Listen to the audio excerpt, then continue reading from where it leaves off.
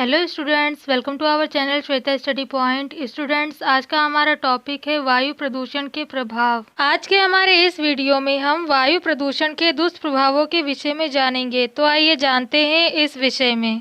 वायु प्रदूषण विविध प्रकार से दुष्प्रभावित करता है, किंतु वायु प्रदूषण का प्रभाव इतना अधिक व्यापक है कि उसका विशिष्ट उल्लेख आवश्यक है। वायु प्रदूषण न केवल मानव को अपितु वनस्पति व अन्य जीवों के साथ साथ जलवायु एवं पर्यावरण के अन्य पक्षों को भी प्रभावित करता है। दूसरे शब्दों में कहें तो वायु प्रदूषण किसी एक प्रकार से ही मानव जीवन को प्रभावित नहीं करता, अपितु अनेकों प्रकार से इसके दुष्प्रभाव मानव जीवन को प्रभावित करते हैं। वायु प्रदूषण का दुष्प्रभाव इतना अधिक व्यापक है, अर्थात इसका प्रभाव इतना अधिक है कि केवल मनुष्य ही इससे प्रभावित नहीं होते, अपितु इसके साथ साथ पूरी प्रकृति इसके प्रभाव से प्रभावित होती है। अर्थात वायु प्रदूषण का दुष्प्रभाव केवल मनुष्यों पर ही नहीं पड़ता, इसके साथ साथ प्रकृति को भी इसका दुष्प्रभाव प्रभावित करता है। दूसरे शब्दों में कहें तो वास्तव में वायु प्रदूषण वर्तमान युग की औद्योगिक एवं तकनीकी सभ्यता की एक ऐसी देन है जो न केवल पारिस्थितिक तंत्र को असंतुलित बनाकर विभिन्न हानिकारक प्रभाव उत्पन्न कर रहा है, अपितु मानव एवं अन्य जीवों तथा वनस्पति आदि के लिए भी संकट का कारण बनता जा रहा है। आइए अब जानते हैं उन पदार्थों के विषय में जो वायु से मिलकर वायु को प्रदूषित करते हैं। कार्बन मोनोऑक्साइड यह एक ऐसा अधजला कार्बन है जो कि पेट्रोल, डीजल,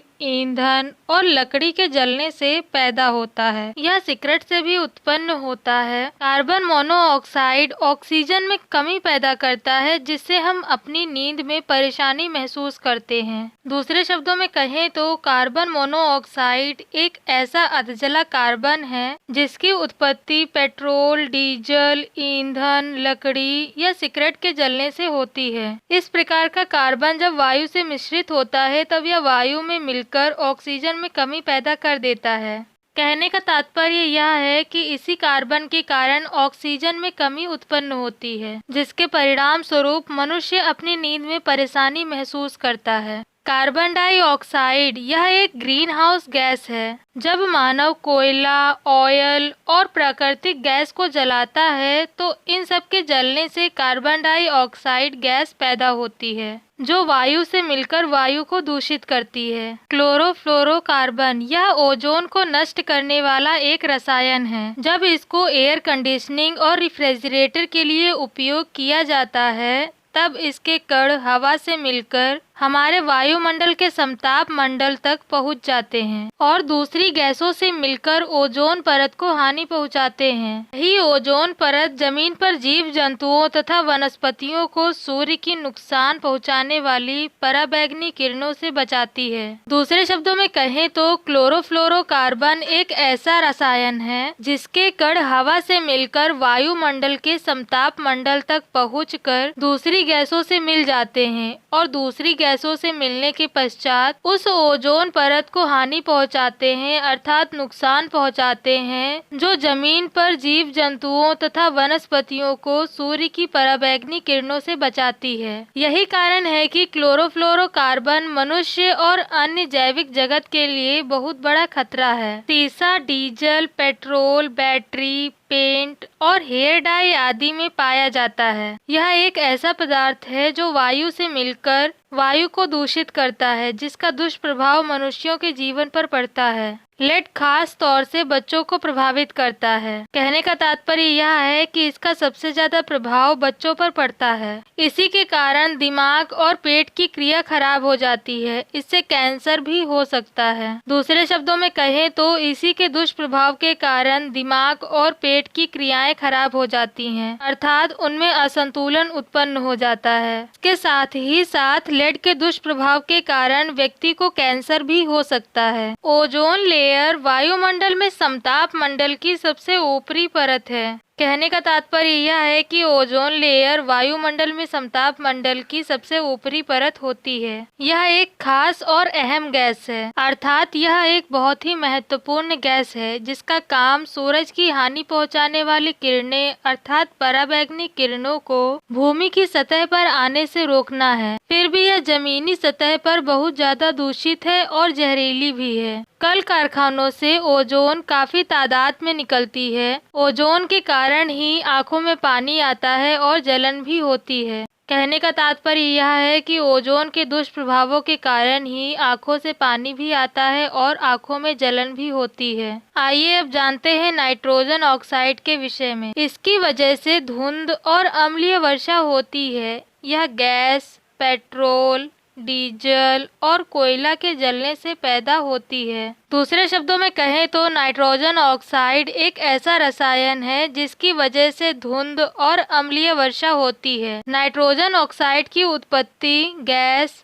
पेट्रोल, डीजल और कोयला के जलने से होती है। कहने का तात्पर्य यह है कि जब मानव गैस, पेट्रोल, डीजल और कोयले का प्रयोग करता है तब उसी से नाइट्रोजन ऑक्साइड की उत्पत्ति होती है। इसी के कारण बच्चों में बहुत प्रकार के रोग हो जाते हैं जो कि सर्दियों में आम होते हैं। कहने का तात्पर्य यह है कि नाइट्रोजन ऑक्साइड के कारण ही बच्चों में अनेकों प्रकार के रोग होते हैं जो कि सर्दियों में अधिकतर होते हैं। निलंबित अभिकरणीय पदार्थ एक ऐसा पदार्थ है जो हवा में ठोस, धुएं, धूल के कण के रूप में होता है। यह हवा में एक खास समय तक रहता है। इसी की वजह से फेफड़ों को हानि पहुंचती है और सांस लेने में परेशानी होती है। दूसरे शब्दों में कहें तो यह पदार्थ एक ऐसा पदार्थ है जो वायु से मिलकर वायु को दूषित करता है। इस प्रकार की दूषित वायु में जब व्यक्ति सांस लेता है तब उसके फेफड़ों को हानि पहुंचती है, जिसके कारण उसे सांस लेने में परेशानी महसूस होती है। आइए अब जानते हैं सल्फर डाइऑक्साइड के विषय में। जब कोयला को थर्मल पावर प्लांट में जलाया जाता है तो उससे जो गैस निकलती है वो सल्फर डाइऑक्साइड गैस होती है। धातु को गलाने और कागज को तैयार करने में निकलने वाली गैसों में भी सल्फर डाइऑक्साइड होती है। दूसरे शब्दों में कहें तो सल्फर डाइऑक्साइड एक ऐसी गैस है जिसकी उत्पत्ति कोयला को थर्मल पावर प्लांट में जलाते समय, धातु को गलाते समय और कागज को तैयार करते समय होती है। यह गैस धुंध पैदा करने और अम्लीय वर्षा में बहुत ज्यादा सहायक होती है। सल्फर डाइऑक्साइड की वजह से ही फेफड़ों की बीमारियां हो जाती हैं। दूसरे शब्दों में कहें तो जब यह गैस वायु से मिलती है तो वायु में मिलकर यह वायु को प्रदूषित करती है। जब इस प्रकार की दूषित वायु में व्यक्ति सांस लेता है तब उसको फेफड़ों की बीमारियां हो जाती हैं। अर्थात यह गैस वायु से मिश्रित होकर व्यक्ति के फेफड़े को हानि पहुंचाती है। स्टूडेंट्स, ये थी जानकारी उन पदार्थों के विषय में जो वायु से मिश्रित होकर वायु को दूषित करते हैं। आइए अब जानते हैं कि वायु प्रदूषण का मानव जीवन पर क्या प्रभाव पड़ता है। मानव अपने जीवन को बनाए रखने हेतु औसतन 8000 लीटर वायु अंदर एवं बाहर करता है। अतः यदि वायु में अशुद्धि है अथवा उसमें प्रदूषक तत्वों का समावेश है तो वह श्वास द्वारा शरीर में पहुंचकर विभिन्न प्रकार से मानव को प्रभावित करती है और अनेक भयंकर रोगों का कारण बन जाती है। कहने का तात्पर्य यह है कि वायु मनुष्य के लिए बहुत ही उपयोगी होती है। मनुष्य जीवित रहने के लिए औसतन 8000 लीटर वायु सांस लेते समय अंदर एवं बाहर करता है।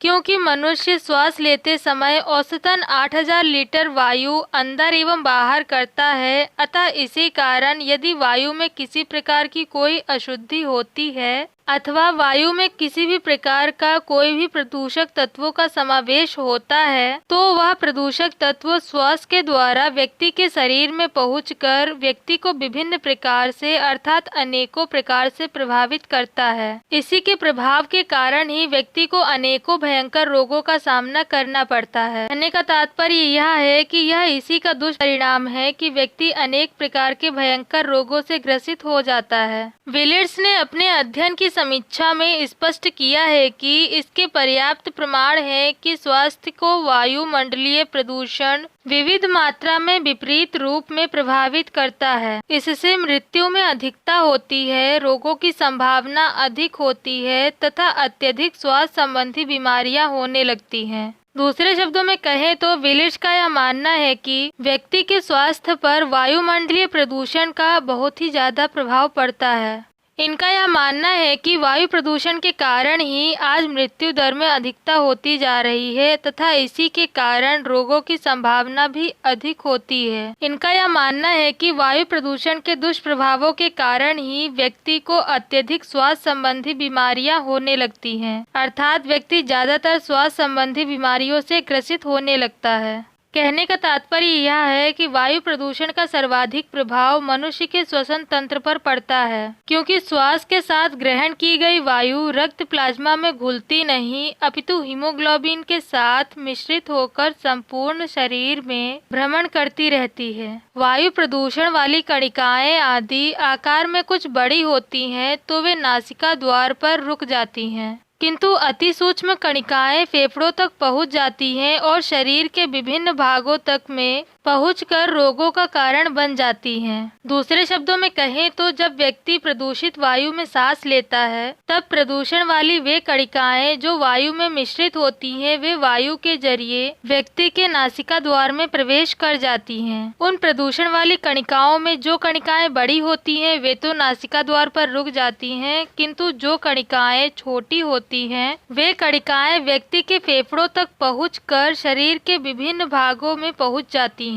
शरीर के विभिन्न भागों में पहुंचकर वे कणिकाएं व्यक्ति के अनेक प्रकार के रोगों का कारण बनती हैं। कहने का तात्पर्य यह है कि जब इस प्रकार की प्रदूषित कणिकाएं व्यक्ति के शरीर में प्रवेश करती हैं तो इन्हीं दूषित कणिकाओं के कारण व्यक्ति अनेक प्रकार के रोगों से ग्रसित हो जाता है। प्रदूषित वायु के कारण व्यक्ति को स्वास्थ्य संबंधी रोग जैसे ब्रोंकाइटिस, बिलिनोसिस, गले का दर्द, निमोनिया, फेफड़ों का कैंसर इत्यादि हो जाते हैं। श्वास रोगों के अतिरिक्त वायु में सल्फर डाइऑक्साइड और नाइट्रोजन डाइऑक्साइड की अधिकता से कैंसर, हृदय रोग, मधुमेह इत्यादि हो जाते हैं। दूसरे शब्दों में कहें तो प्रदूषित वायु के कारण व्यक्ति को केवल स्वास्थ्य संबंधी रोग ही नहीं होते अपितु इसके अतिरिक्त प्रदूषित वायु के कारण व्यक्ति को अनेकों प्रकार के भयंकर रोग जैसे कि कैंसर, हृदय रोग, मधुमेह इत्यादि हो जाते हैं। प्रदूषित वायु में मौजूद सल्फर डाइऑक्साइड से एम्फोइसीमा नामक रोग होता है। यह एक जानलेवा बीमारी है जिसके कारण अनेकों व्यक्तियों की अकाल मृत्यु हो जाती है। अधिकांश विद्वानों का यह कथन है कि वाहनों के धुएं में उपस्थित सीसा कण शरीर में पहुंचकर यकृत, आहार नली, बच्चों में मस्तिष्क विकार, हड्डियों का गलना जैसे रोगों का कारण बनते हैं। दूसरे शब्दों में कहें तो अधिकतर विद्वानों का यह मानना है कि वाहनों के धुएं में उपस्थित सीसा कण जब वायु में मिश्रित होता है तब इसके मिलने से वायु दूषित हो जाती है। इस प्रकार की दूषित वायु जब शरीर में पहुंचती है तो इस प्रकार की दूषित वायु के कारण यकृत, आहार नली, बच्चों में मस्तिष्क विकार, हड्डियों का गलना इस प्रकार के अनेकों रोगों से व्यक्ति को ग्रसित करती है। कहने का तात्पर्य यह है कि इसी के कारण व्यक्ति को इस प्रकार के अनेकों भयंकर रोगों का सामना करना पड़ता है। बहुकेंद्रित हाइड्रोकार्बन भी कैंसर का कारण बनते हैं, अर्थात हाइड्रोकार्बन के कारण भी व्यक्ति कैंसर जैसे रोगों से ग्रसित होता है।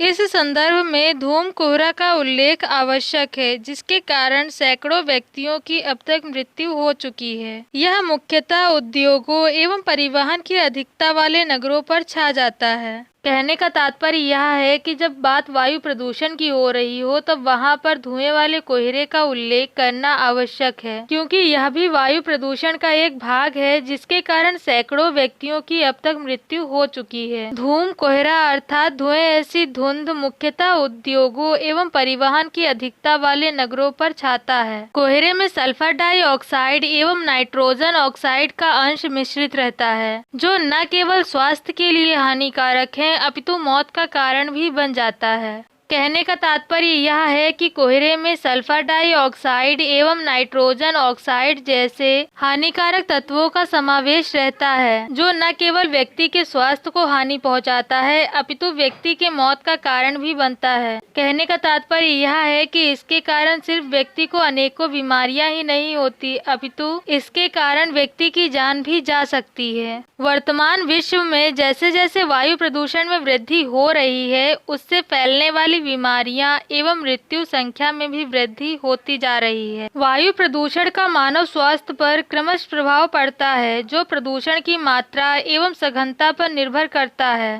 प्रारंभिक अवस्था में इसका प्रभाव परिलक्षित नहीं होता, किंतु उसके पश्चात मानव उसे अनुभव करने लगता है। फिर उसे श्वास में या अन्य अंगों में तकलीफ होने लगती है। कहने का तात्पर्य यह है कि वायु प्रदूषण का प्रभाव मनुष्य पर धीरे धीरे पड़ता है, जो कि वायु में प्रदूषण की मात्रा पर निर्भर करता है। कहने का तात्पर्य यह है कि यदि वायु में प्रदूषण की मात्रा अधिक होगी तो व्यक्ति पर इसका प्रभाव जल्दी पड़ेगा, किंतु यदि इसकी मात्रा कम होगी तो व्यक्ति पर इसका प्रभाव धीरे धीरे पड़ेगा। शुरू में तो इसका प्रभाव व्यक्ति को पता ही नहीं चलेगा, किंतु धीरे धीरे व्यक्ति इस बात का अनुभव करने लगेगा और फिर उसके बाद उसे श्वास लेने में तकलीफ होने लगेगी तथा उसके अन्य अंगों में भी तकलीफ होने लगेगी। यही क्रम यदि चलता रहा तो बीमारी में वृद्धि होकर वह अंतिम अवस्था में मृत्यु का कारण बन जाता है। दूसरे शब्दों में कहें तो वायु प्रदूषण का मानव स्वास्थ्य पर पड़ने वाला प्रभाव एकदम से ही नहीं पता चलता। इसके लक्षण धीरे धीरे मानव के शरीर में दिखते हैं। धीरे धीरे व्यक्ति इस बात का अनुभव करता है, उसे श्वास लेने में तकलीफ होने लगती है। इसके साथ साथ उसे शरीर के अन्य अंगों में भी तकलीफ महसूस होती है और अंत में यही प्रदूषण व्यक्ति की मृत्यु का कारण बन जाता है।